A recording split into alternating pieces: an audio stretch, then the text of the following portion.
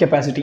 Specific capacity அப்படின்னா இங்கே சொல்லியிருக்க பாருங்க, 1 கிராம் பொருளை ப்ளஸ் 1 டிகிரி செல்சியஸ், அதாவது 1 டிகிரி செல்சியஸ் கூட்டுறதுக்கு நான் எவ்வளவு ஹீட் எனர்ஜி கொடுக்கணும் அப்படிங்கிறதான் அந்த பொருளினுடைய ஸ்பெசிஃபிக் ஹீட் கெப்பாசிட்டி அப்படின்னு சொல்கிறது.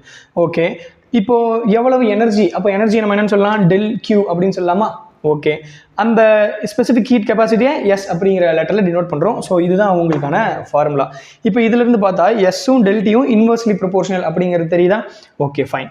இப்போ இந்த எம்எஸ் இதை சேர்த்தி சி அப்படின்னு நம்ம சொல்லலாம். இந்த சிக்கு இந்த சிங்கிற டேர்முக்கு ஒரு பேர் வைக்கிறோம், என்னன்னா தெர்மல் கெப்பாசிட்டி அப்படின்னு சொல்கிறோம். சரி, இதில் எம்ங்கிறது என்னப்பா அப்படின்னு கேட்டால் மாஸ். இங்கே 1 கிராம் அப்படிங்கிறத வச்சுக்கிட்டோம்.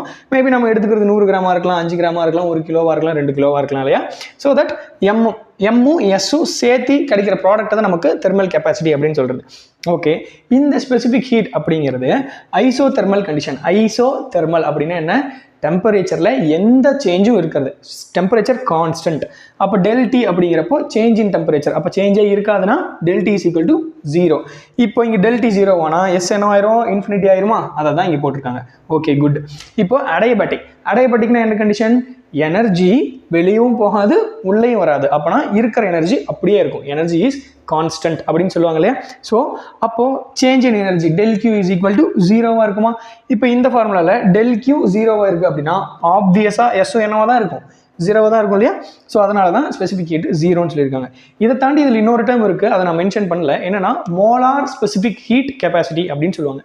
மோலார் ஸ்பெசிஃபிக் ஹீட் கெப்பாசிட்டினா நத்திங். இங்கே 1 கிராமுக்கு 1 டிகிரி செல்சியஸ் இன்க்ரீஸ் பண்ணுறது ஸ்பெசிஃபிக் ஹீட் கெப்பாசிட்டின்னு சொன்னோமா?